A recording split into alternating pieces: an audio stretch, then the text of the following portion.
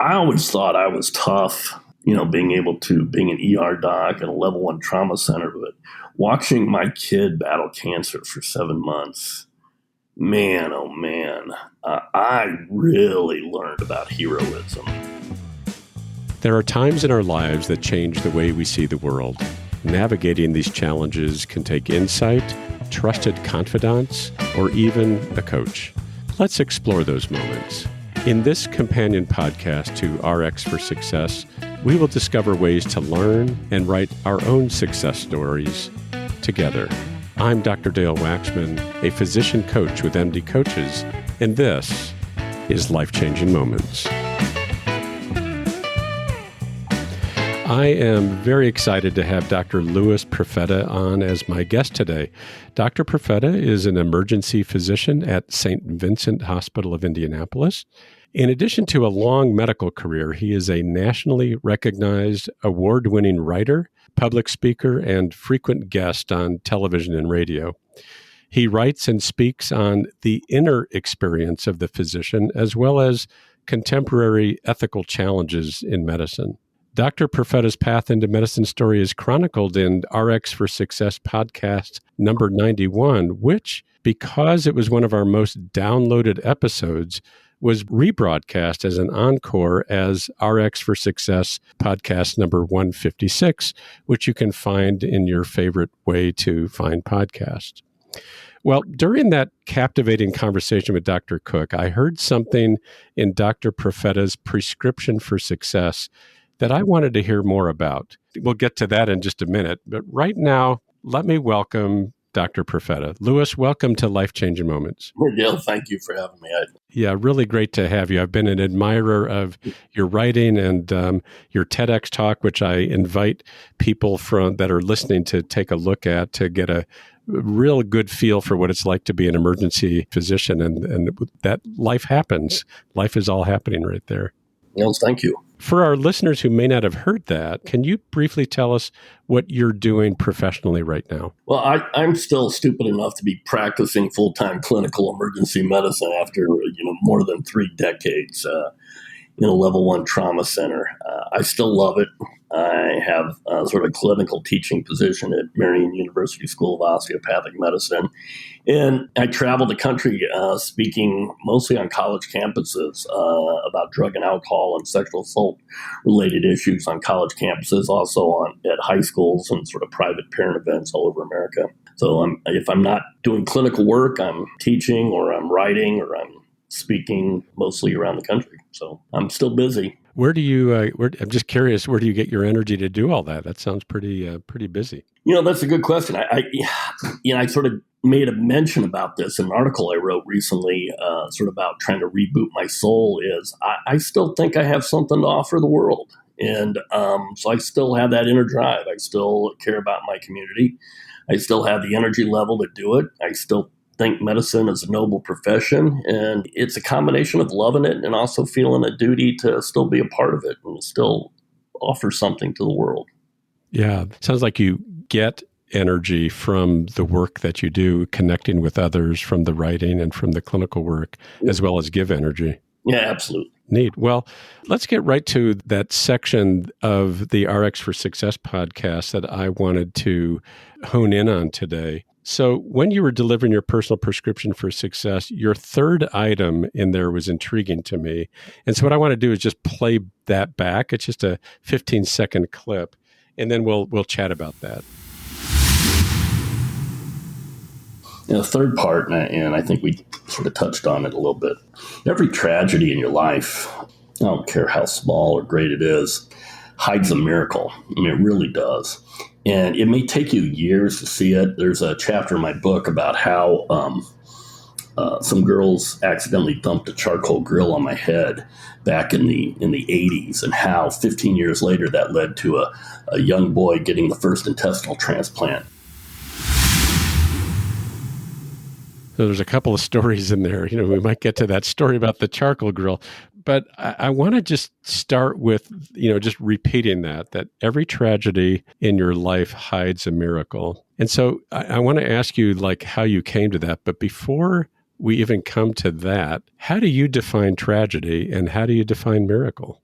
Oh boy, that's a good question. I mean, you think about it in your own life. I mean, I'm certain that there were times where you were experiencing something at that moment that seemed like it was the worst possible thing that could happen to you, or it was an incredibly horrible experience. And then in retrospect, when you look back at it, it either wasn't as bad as you thought it was, or that it sparked something in you that changed you sort of at a deeper level and made you a better person. So I think tragedy is how you feel at that given moment. The miracle is how it transcends the event itself and how it changes you. And I think that's what it is. It's really a spectrum. And we sometimes, I think, have to step out of ourselves and look back at some of these bad points in our lives and realize, boy, man, I'm actually sort of grateful I went through that. Even though as bad as it was at the time, it really has helped me to grow and made me a better person down the line. So I think that's sort of the miracles, a transformative effect that tragedy can have on you.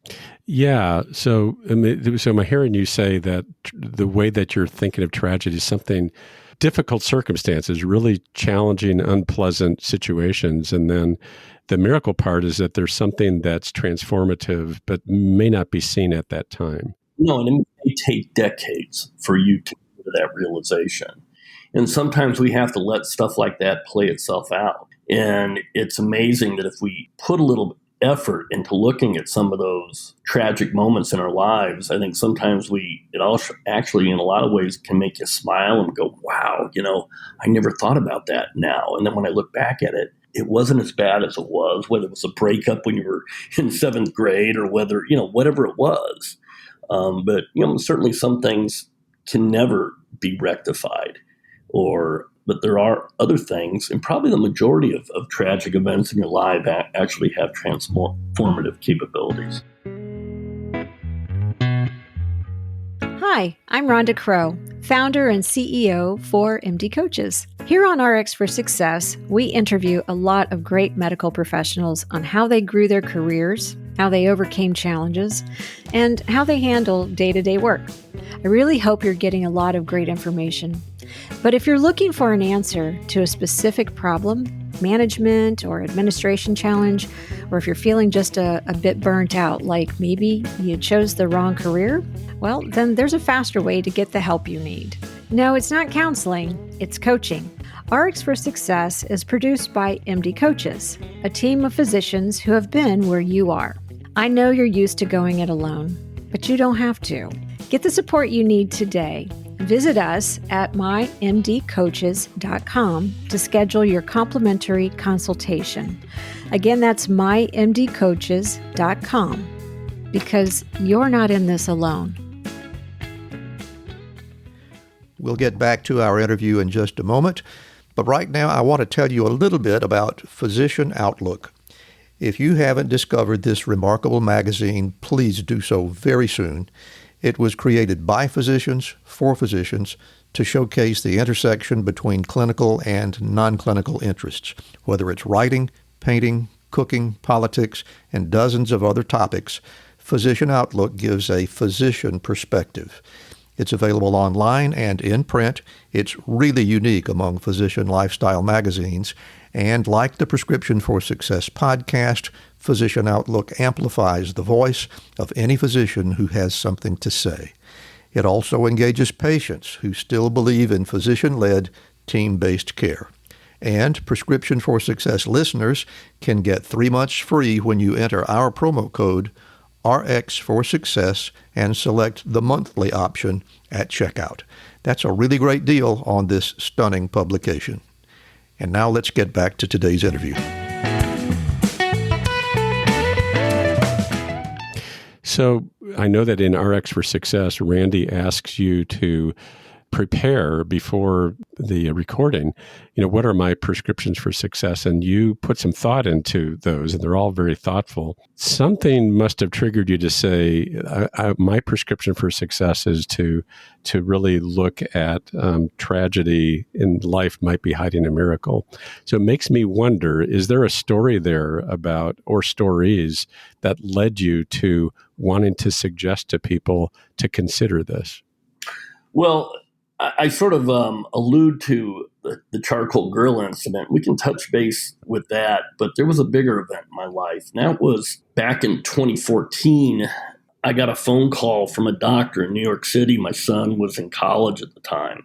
My oldest boy was at Yeshiva University at the time. He had fallen ill, and I'd sent him to the emergency department. And they called me up from the ER and told me my son had acute leukemia. And I'm here in Indianapolis, and I'm hopping in a car, and I'm driving to New York, and I'm screaming, and I'm crying, and I'm pounding the window, the steering wheel of my car. My youngest boy's in the car with me, trying to keep me from wrecking the car, driving all night to get to my son, not even know if he was going to be alive by the time I got there. I spent 7 months at Sloan Kettering Cancer Hospital with my oldest boy, wondering if, today's the day my son's going to die. And I was sitting in a chair with him.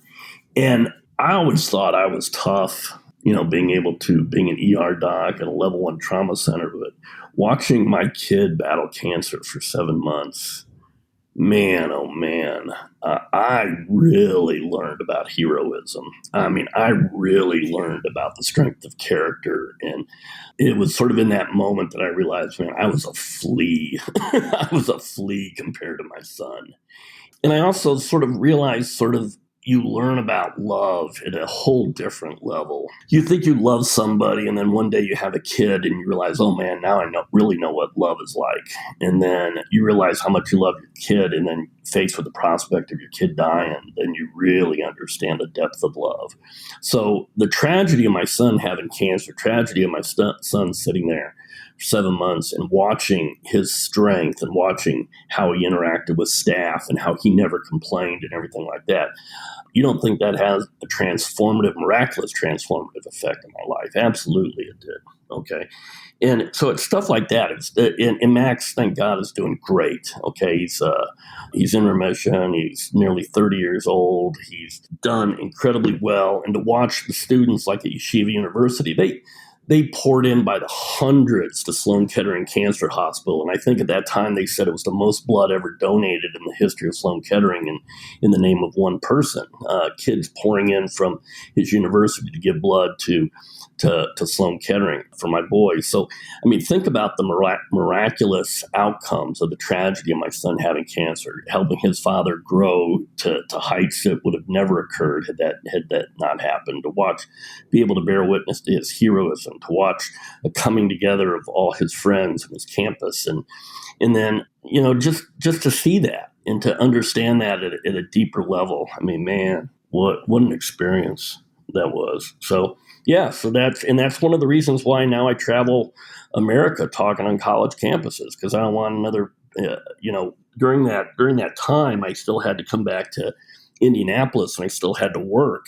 So periodically when his blood counts would come up, he'd take a chemo holiday. I'd hop a plane on LaGuardia, fly back to Indy, and I'd work like a few shifts. And I remember 2 shifts in a row, I had taken care of young men that had died of fentanyl overdoses that were the same age as my boy. And here's my son languishing in a hospital, a cancer ward. And these 2 kids are the same age from good middle-class families, and they both die of fentanyl ingestions. And I said, enough's enough. And I'd written an article called When the Lion Kills Your Child about how heroin had now percolated into middle America, suburban America. And that's when I sort of said, enough's enough. And I said, if nobody's going to do anything about it, I'm going to do something about it. And that's when I hit the road and I started going to college campuses and talking to the young people about their drug and alcohol abuse and risk-taking behaviors and, explaining to them. I said, one of the reasons they do these things is that they don't understand the depth of love that a parent has for a child. So channeling that sort of energy, that experience of nearly losing my son and trying to get out there in the world and, sort of honoring his strength and honoring sort of God and giving me my child back. I said, I'm going to see if maybe I can keep some other parents' kids from dying. And so that's what I do. You don't think that's miraculous. You don't think that's transformative. That's, I guess, growth of a tragedy. Yeah. Well, thank you for that, Louis. I was in my head as you were talking, I'm thinking, how do I summarize this? But you summarized it very well there, that there's this very, very important tragic event with your son, which brought you to new levels of understanding of love and appreciation for life. and also an awareness of strength in him, as well as an awareness of community and how the impact of his illness, what that had on everybody. For you personally, deepening your awareness of what it's like to be ill. What is it like to be a young person? What's it like to be a parent of a young person that is in dire situation, or having more empathy for those parents whose kids died of the drug overdose, and how that miraculously shifted you into doing even more work in the community level to prevent that.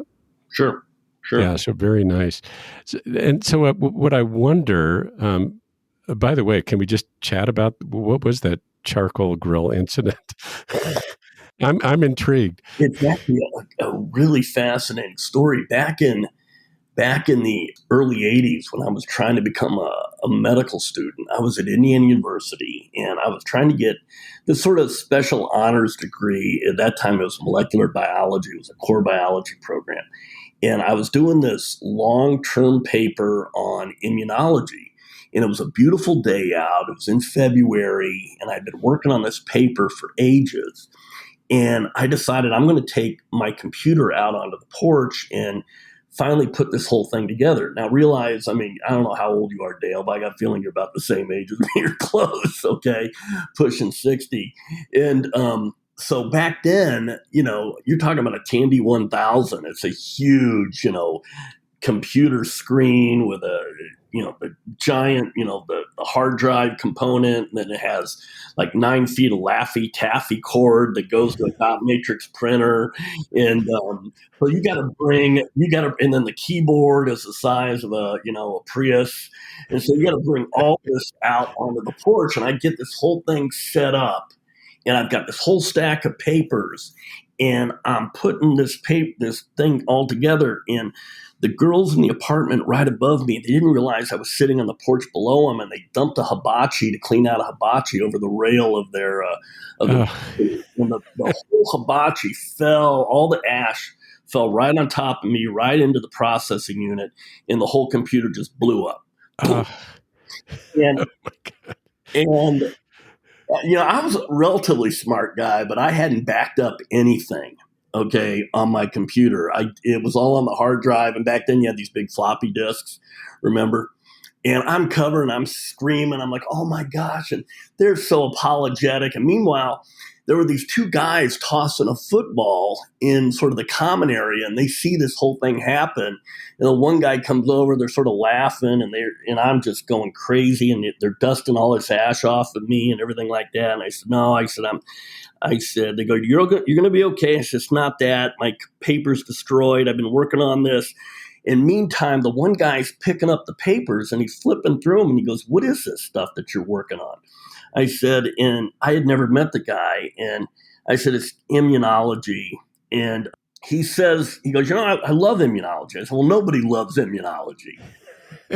And he goes, listen, I've got this computer. It's called a Mac. And I think it was the first time I've heard of the word Mac. He goes, I'm interested in this stuff. Why don't you just bring your pile of papers? Let me see if I can help you piece this paper together for you. And I said, really? And we took it to his apartment, and we sat there for like the next 5 or 6 hours. And this guy, his name's Joe Tector, helped me put together my entire term paper on his computer. And he understood the terminology. And I sat there and pretty much read notes to him while he typed it in and got it all reestablished. Well, Joe tells me that he's pre-med 2. I had never met him, but I liked him immediately. He says, I'm pre-med 2. And he says, it's the year behind me. He says his goal one day is to go to medical school. He wanted to get a PhD in immunology. Then he wanted to do a residency in general surgery. Then he wanted to do a fellowship in transplant. And then one day he was going to try to put pig organs into a human being. He tells me all of this. He's a junior in college. And I remember writing all that stuff down on Reut Immunology book that I was using at the time, and I gave it to Joe. Well, Joe is now on the cusp of getting FDA approval to put the first viable renal xenograft pig kidney into a human being. He's one of the most celebrated liver and kidney transplant surgeons in the world today. He's down in Miami. So Joe calls me out of the blue. We keep in we were, just best of friends. He's like a brother I'd never had. We keep in contact. And he reaches out to me out of Miami when he was in fellowship, and he says, "Hey, can I come live at your house for a little while in Indiana?" And I said, "Well, what about your kids and wife? Is everything okay?" He goes, "Oh, no, everything's fine." He goes, "I'm going to move to Indiana. You guys aren't using your livers." I said, "What do you mean?" He goes, "Well, I keep taking your livers from Indiana, bringing them down here to Miami and putting them into people down here, which means that you guys aren't doing enough liver transplants up there. So I figured I'd come up and expand the liver transplant program at Indiana." And he goes, "But my wife has to sell the house, and we got to get the kids finished the semester." So yeah, come on in, live at my house. So he lives at my house for a few months. And one night, middle of the night, like about 3:00 in the morning, Joe calls me up at the hospital and he says, "What are you doing?" I said, "What do you mean what I'm doing? I'm at work." I said, "Are you at the med center?" Because he was actually at a different hospital. He goes, "Yeah, I just did a liver." He goes, "I was driving back, wanted to see if you wanted a cup of coffee." And I said, "Yeah, grab me a cup at the Speedway gas station." He brings a cup of coffee to the ER, probably like 3-4 o'clock in the morning. Around the same time, there was a general surgeon in there by the name of Josh Koretsky. And he's a pediatric surgeon. And I said, "Hey, Josh, I want you to meet a buddy of mine. This is Joe Tector. He just moved here from Miami. He's taken over, he's a liver and kidney, adult and pediatric liver and kidney transplant surgeon from Miami." And I said, "He's also looking at maybe doing pediatric intestinal transplants." And Josh goes, "Intestines? They do intestinal transplants?" And Joe goes, "Well, we've done one in Miami, and we think it might work. I may do something down the line here." He goes, "Oh, it's nice to meet you." And they sort of go on their way. And Joe heads on back to my place. And about, I don't know how much time transpired, a month or 2 months later, Josh Koretsky gets a kid that comes into him with an acute abdominal issue. And the kid is horribly sick. They take him to the operating room because I think he was 2 years old. Open him up, and he had malrotation of his entire intestinal tract, and so it was all dead. The entire GI tract was dead. So he closes the kid back up, goes out to tell the parents that the child is going to die, and there's nothing they're going to be able to do for him. And the mother starts crying, and there's nothing you could do. I mean, they can't do transplants or anything. And Josh is like, "No, they don't." And then he sort of pauses. He goes, "Well, wait a minute." And he gets on the phone. He calls the med center, and reaches Joe Tector, and he says, "Hey, I don't know if you remember me, but I met you in the ER. Your friend of Lou Profeta." He says, "Oh, yeah, I remember." He goes, "Well, here's what I got." He goes, I'm fairly certain there's nothing you can do. We're just going to do palliative care and let this kid go." And Joe says, "Why don't you send him to me? Let's see what we can do." Joe gets approval to do an emergency approval to do an intestinal transplant, this kid, and does I don't know if he does a multivis or he does an entire intestinal transplant in this little boy. And I can't remember. I think he was at that time harvesting a liver from another child and got on the phone and said, "Hey, bring the entire GI tract with you." And so they bring the whole GI tract and they drop it in this kid. And I've mentioned it before. His parents have given me approval to talk about him. But David Peck is now in his 20s. And this little boy, and he was the first pediatric intestinal transplant. And he became the face of organ transplant in the state of Indiana. So, in the first pediatric intestinal transplant done. So the question is, those girls hadn't dumped that charcoal grill on my head and sorted out my computer back in the 80s. Would David Peck still be alive today? No, the answer is no, he wouldn't be. None of that would have transpired. So the miracle of having my term paper destroyed, or the tragedy of my term paper being destroyed, translates into a young boy surviving to get an intestinal transplant some 20 years later, or whatever, how many, 10, 15 years later. So, yeah, sometimes we have to let tragedies play themselves out. Wow, that is quite a story. I am glad I asked. And what I connect there is there's the steps in the connection that made all that happen. And you are a connector. You're a person that brings people together also is part of that. Yeah. Also, there's another lesson in there that if you're not willing to open yourself up to other people and make connections, okay, and get to know people, that's part of the miracle too. I mean, if Josh Koretsky isn't open to meeting my friend Joe and talking about him, if he isn't, so egotistical that he won't reach out and ask help, people aren't able to open their minds a little bit and create connections with other individuals, especially in today's age where everybody is marginalized into geopolitical camps. If you're not open to being friends with people that don't look like you, pray like you, vote like you, think like you, man, you are really hurting yourself. You're hurting the world too. And you have to be open to connecting with other people, no matter what their walks are in life. So, Louis, that's quite a story, and I appreciate your comments about that. Also about connecting and being open.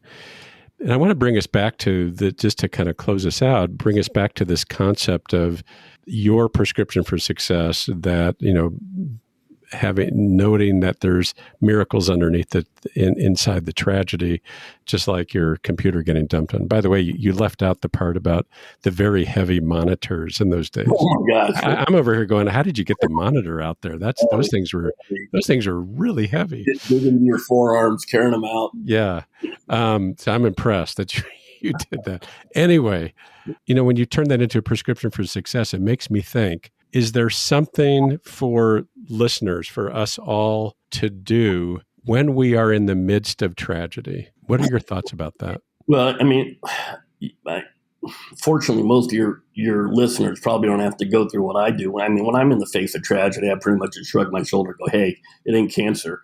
So, I mean, it's a good starting point.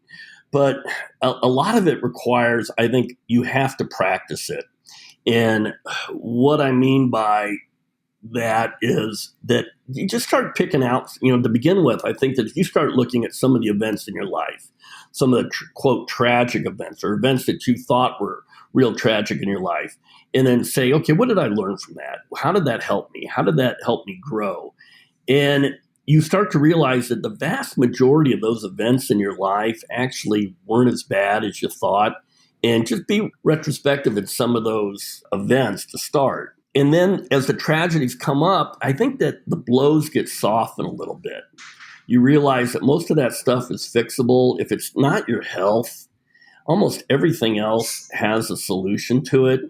Okay, it may take a little bit of work to get to, but I don't care if it's financial. I don't care if it's relationship. Almost every other outside of a life-changing illness or a death, everything else has some sort of fix to it. And even those things a lot of times have a fix to it. It may take a little work, and it may take you connecting with other people that have been through sort of similar events, but most stuff is fixable. And I think that, and I think in medicine, we learn that too. Yes. I think those of us privileged enough to be in medicine are able to say, at least it's not cancer, Right. Because we know what that can mean. What you're speaking to is kind of a perspective taking. Is like in the grand scheme of things, how tragic really is this, what I'm going through right now?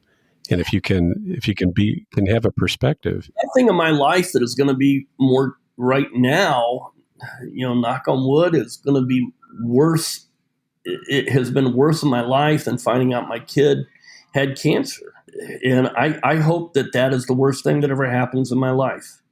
Okay. If it is, then I'm truly blessed. And, I've talked about this too before in the past, and it sort of touches base a little bit on sort of the tragic notion, is that we need to exercise our souls a little bit too on sort of the beauty notion of life. And Dale, there's a prayer in Judaism called the Shehekianu, Baruch atah Adonai Eloheinu melech haolam, Shehekianu v'kiyumanu v'higianu lazman hazeh, which is essentially, blessed art thou, our Lord our God, ruler of the universe, who brought us to this day.